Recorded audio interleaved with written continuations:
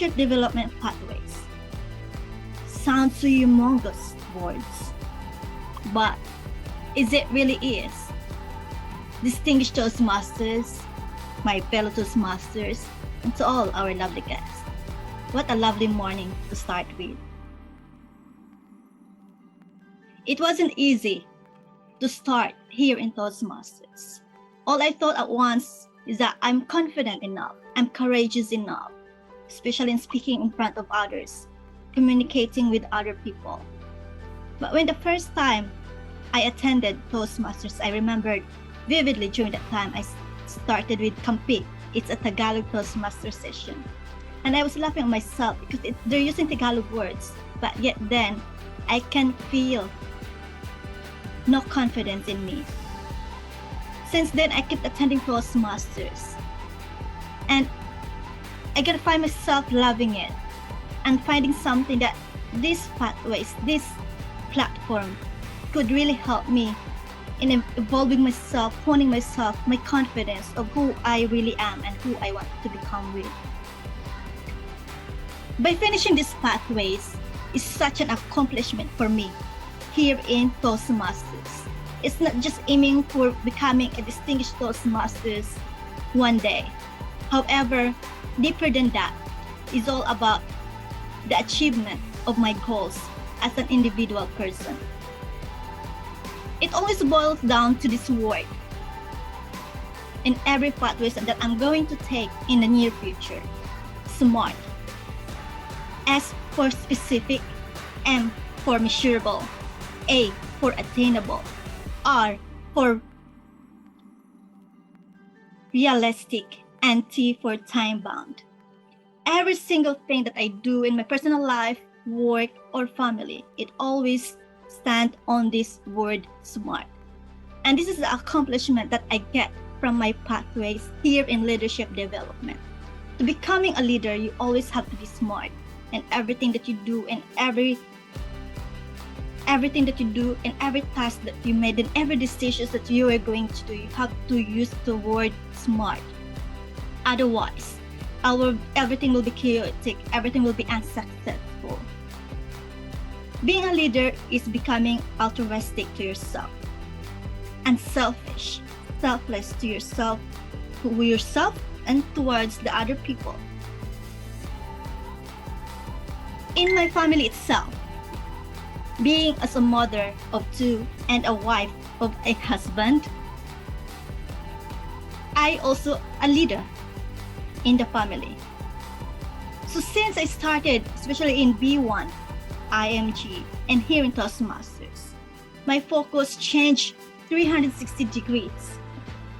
My mindset, my motivation changed. And it does really help me to become a better person on what I wanted to achieve in life, in my goals. At work, I become a leader. Every task that my employers have given me, I make it sure that I do it on a smart way. I make it sure that I'm not wasting their trust. I'm not wasting my time. And thus it impacted me so much. It gives me the confidence, the will of living life to the fullest here in this country and to my future goals and to my family's goals. Now you as a Toastmasters, my fellow Toastmasters, it may sound so hard honing yourself, speaking in front of people, fighting yourself of who you are deep inside and showing to everybody else that you can do much more than what you can do right now. I believe Toastmasters is one of the best pathways here in this world that you can use in order for you to become a great leader. You might not be a CEO, supervisor, manager, but I believe all of us is a leader in our own way. If you wanted to do a leadership development pathway, so why not? All of us are capable of doing it. As I said, you are a leader yourself, not just someone else or your neighbor or your husband, but you are a leader yourself.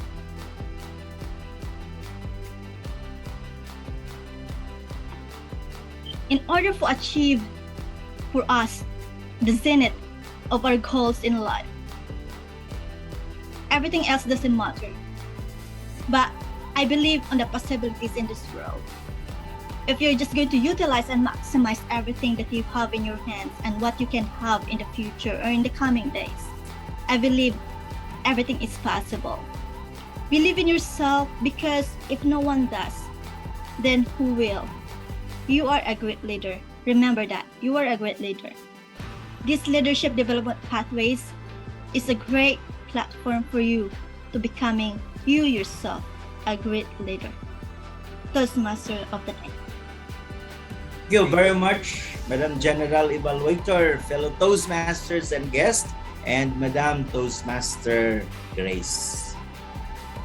Today, in your final speech delivery, we are celebrating Christmas and Easter Sunday.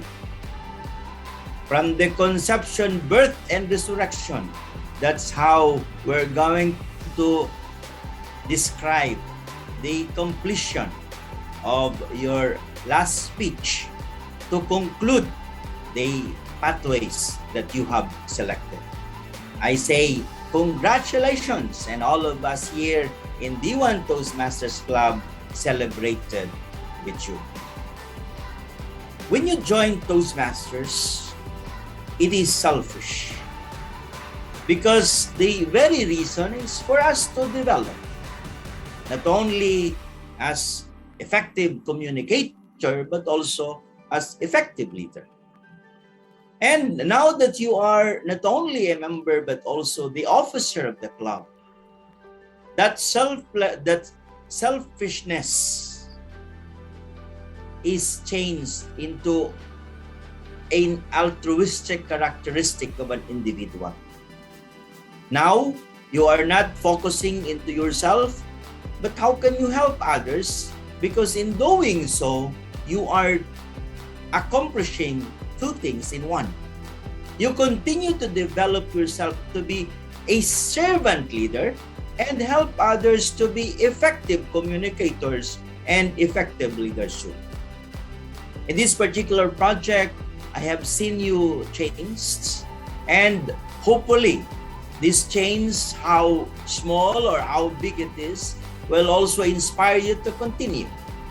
Because when you finish the path, this is not the end. It is actually the beginning.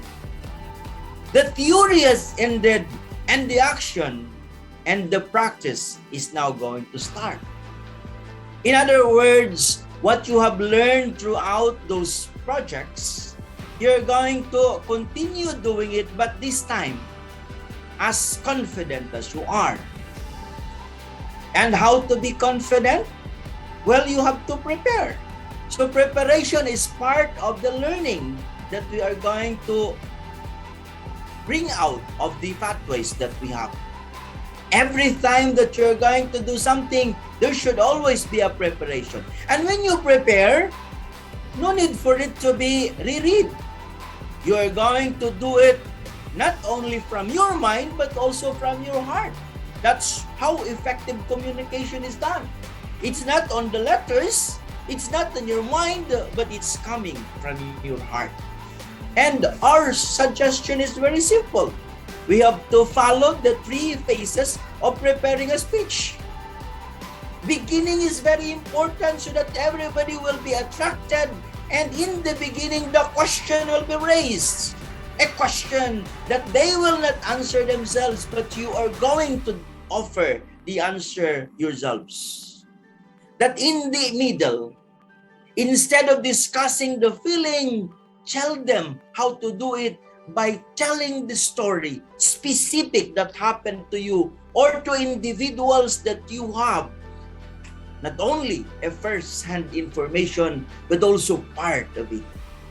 And in the end, you're going to end your speech, how long or how short it is, with a gift as a take-home. And that is not only the summary of the message you wanted to convey, but also the appeal for action. Because how good you deliver the speeches, how good you discuss it, but if you are not asking these people to move, then they are left unaware of what is going to happen next. Toastmasters Grace, you have finished the first part. Stop. Think. Evaluate yourself. And then start again for the second one. Of course, because to be a distinguished Toastmaster, you have to at least complete 2 parts and go for the next leadership challenge in order for you to continue with your principle in life. Do everything using the SMARTS principle. Congratulations! And I, with the Toastmasters in D1, is very proud of you. Good morning from Jeddah, Saudi Arabia. No matter how we plan, no matter how we think and prepare, things will always be there. To our Toastmaster of the day, or distinguished Toastmasters, to all the members of the club, and to all our guests, have a blessed day to all of us. I don't like change. For me, it has a lot of implications. But no matter how you plan, no matter how you prepare, there will be changes where we need to adapt, where we need to manage, where at the end we need to fulfill the expectation from any stakeholders that we are engaged in. Might be a change of your career, a change of your relationship, a change of your whatever plans that you have. Personally, I encounter a lot of changes in my personal career, in the workplace where I assigned to. And in construction and construction management, change cannot be stopped, especially if the owner wants to change of his expectations and deliverables of his project to build. As a project manager in Saudi Arabia, I encounter changes that beyond control. But today, I will not be talking about those changes that is not mine, but I will be specifically talking about those changes that I experienced, what I did, and what are the results of managing these changes. I was once a project manager in our company. Yes, I managed construction project, specifically a mall construction. I was a client representative. There, you manage a lot of people, different nationalities, different backgrounds, different qualifications.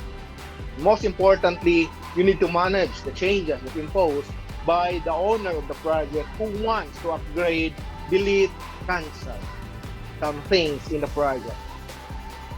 But before you will deliver the message of change to your project management team and to the construction team, you need first to understand the impact of the project.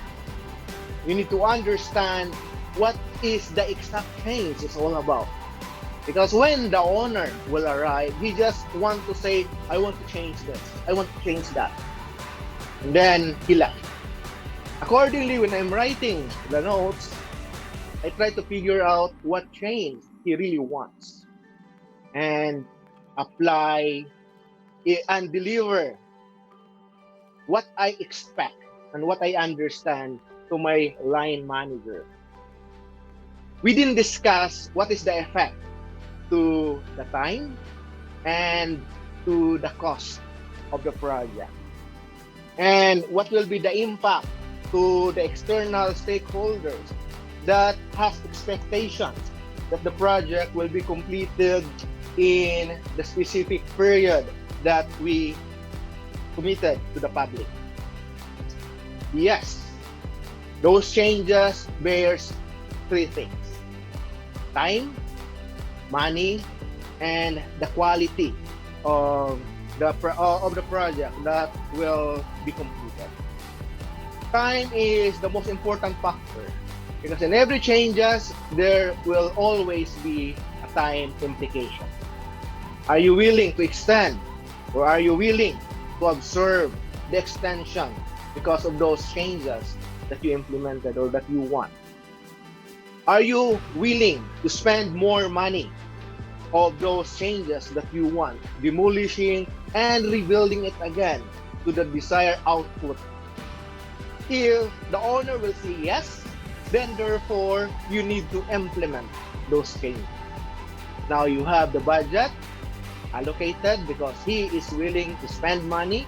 Now he is aware that that changes requires additional time for the contractor to complete.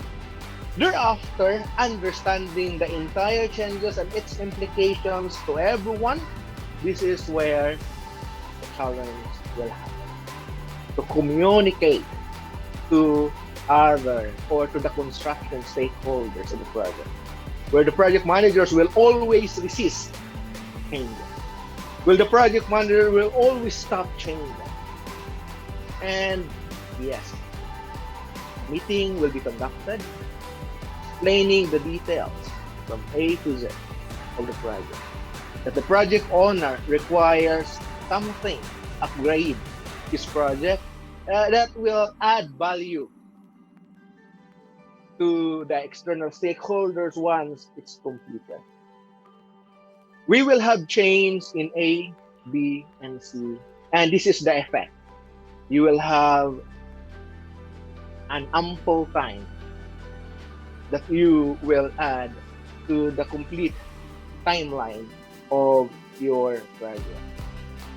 You will always have that objection. There will always have that bargain. But at the end, you need to manage them accordingly by telling them that this project will add value, that these changes will add value, therefore attracting more clients and customers that will generate more revenue to the project. And when it will happen, you need to as well manage the resistance of implementing them on site. And this is the hardest way because people will always tend to resist those changes. But since it is really required and expectation has been set, then you need to only manage the changes if it is implemented on site.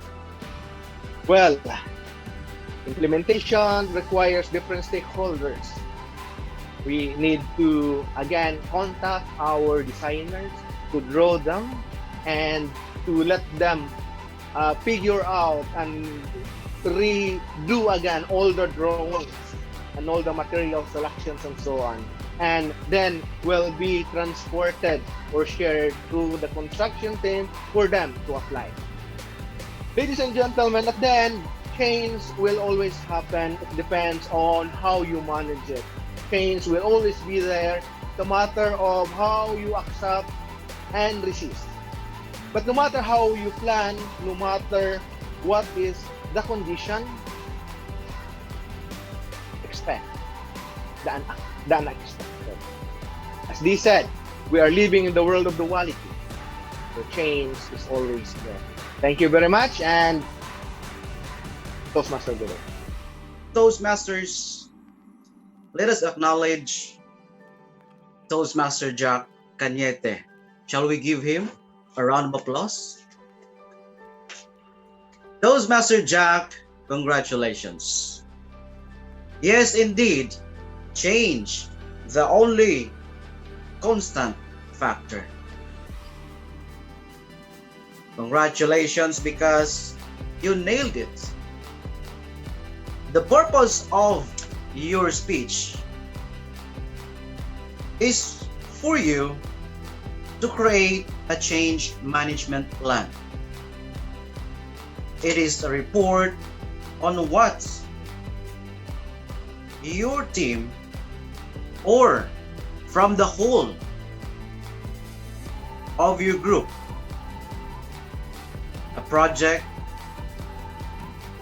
an overview of the change of the plan, and how it will benefit you and the whole group. Now, as I listen intensively on your speech, yes, I can see the details of it, the challenges that you were facing in implementing these changes in management or the plan itself. You have a very good opening, a very good body, and the closing is there. So the elements of a good speech is always there. As veteran as you, actually it's been a while since we haven't heard from you delivering a speech, but you haven't changed. We still see the jack of all trade when delivering a speech, serious with some humor, which adds spices to your speech. Your speech is very cohesive. It is relevant all throughout. The good thing there is that, yes, we can hear you. We can hear you loud. The voice is enough. But yes, if you are going to ask me for my honest evaluation, there's always room for improvement, of course. We can see that you were only a bit relaxing on your chair, I believe. You're not standing. So we can see half of your body because we're in a virtual meeting. So yes, as much as we do appreciate the way you delivered the speech today in your chair, but we will surely be more comfortable seeing you delivering the speech when you are standing, so we can see the visibility of your hands, the gestures, because the gesture will surely add emphasis to your points, right? So I can also see that you are staring down on some notes, right? It's not bad at all, right? Or we can just perhaps place our nose eye level so we will not get noticed maybe when we stare down on our notes. All right, this is just minor actually, but overall, again, timing is also relevant because we should be mindful of our time, because this is a discipline that we need to incorporate in our speeches as Toastmasters. Toastmaster Jack, overall, congratulations to you. You have again successfully delivered a speech in which the objective was clearly there. The objective was clearly delivered for today. So congratulations, and we're looking for more speeches coming from you. Thank you. Back to you, Madam General Evaluator. My fellow Toastmasters and guests, good morning.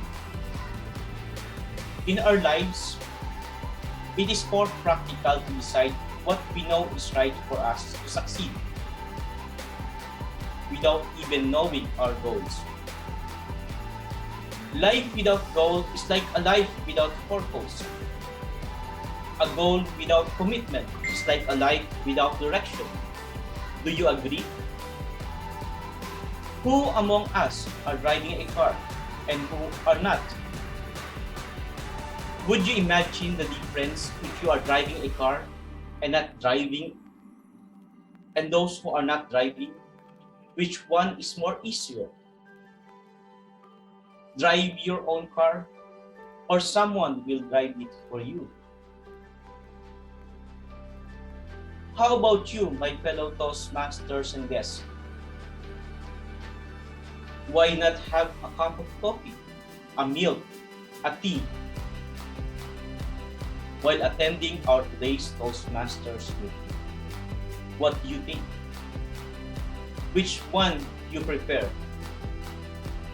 Prepare for your own coffee, a milk, or a tea? Or ask someone to do it for you? Have you experienced someone driving for you and you get mad? Or someone's driving for you is getting mad at you all the time? or someone prefers your coffee, a milk, or a tea, but you cannot take and drink it because it's hot or it's too sweet. Is anyone here of you will say no? Or someone says, why? Amongst all the questions that I have spoken, which one calls your attention? Is there someone you had in mind? Or nothing at all? Maybe someone of you is asking why. Then why not bring it up? Because that simple why will answer something that you did not understand. That simple questions may complicate things if you will just keep it. And it will elaborate things if you will bring it up. That will develop our desires and commitment. Essentially, your why can be described as all of the reasons why you desire to achieve a goal. Now, why we need a driver to drive a car? Or in some other way, why you need a driver to drive a car? Is it because you just wanted it?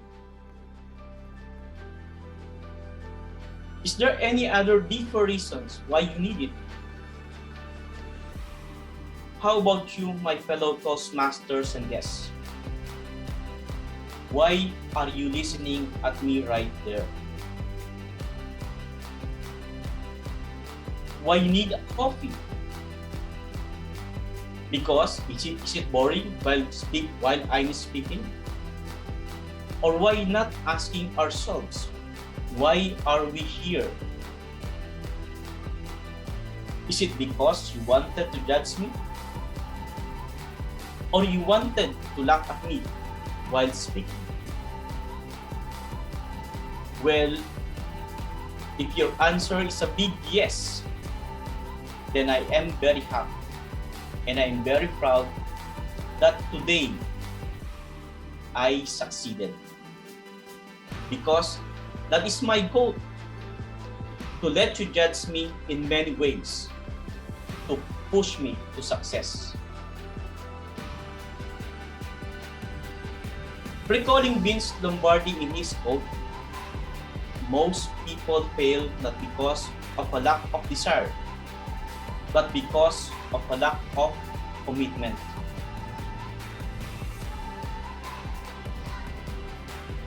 If we really wanted something to reach,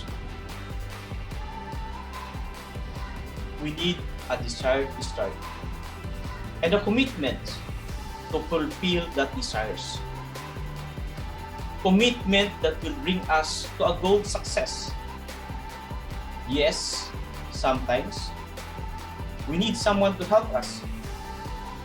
But remember, no one can satisfy you except me.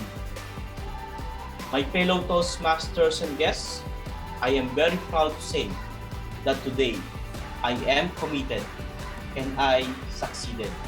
Back to you, Toastmaster of the Day, Toastmaster Cheryl Mortena. And good morning to you, Toastmaster Edil. Can we give a round of applause to Toastmaster Edil? What a wonderful and powerful speech you delivered to us. And we thank you for reminding us what the word commitment is. And really, commitment is it powerful as well as it is a hard work, because commitment includes discipline. And we all know that all of us struggle with discipline or self-discipline. But I liked your speech because you reminded me that a life without a goal is a life without a purpose, and as well as a life without a direction. And that statement alone grabs my attention. And I know that also our audience, our fellow Toastmasters, you grab their attention and you reminded them that they should be committed. And I was struck because sometimes I cannot commit, or sometimes I have excuses. But nevertheless, your speech is so powerful, and I like to comment on your language and voice. It's so clear. Every word is clear enough to be understood, and you also use the power of pause in your speech. When you pause, it means something, and the audience will understood what you want to offer or deliver to them. As well as you maximize the screen because you stand up and you use your hand gestures. But allow me to give some of my recommendations and advice so that you can further improve in your speech. I would like to recommend that on your speech, you need to attack immediately. Okay? No need to thank the person, thank this person, thank this person. But you need to attack or give immediately your introduction so that it will be more powerful. And I want also to recommend that you put a humor on your speech so that the audience will not be bored, and they will laugh, and they will smile, and they will turn their attention again to the speaker. I am telling you this because this is also my struggle in my speech, because I am also speaking very seriously when I'm delivering my speech. And thirdly, I would like to recommend that you need to memorize and internalize your speech before delivery. I am telling you this because this is also my struggle, because sometimes I depend mostly on my notes. But I am now learning that if we memorize, if we study and internalize our speech, we can deliver it more powerfully. Just like distinguished Toastmaster Tito Joey said, that our speech should be come from the heart, because that will be more powerful. But if our speech will come only based on our notes, based on our head, it will not give a powerful impact to the audience. So that is my recommendation. But overall, you give a impactful message to us, and we thank you for reminding us to be committed and to be disciplined in our lives. So thank you so much, Toastmaster Edil, and congratulations.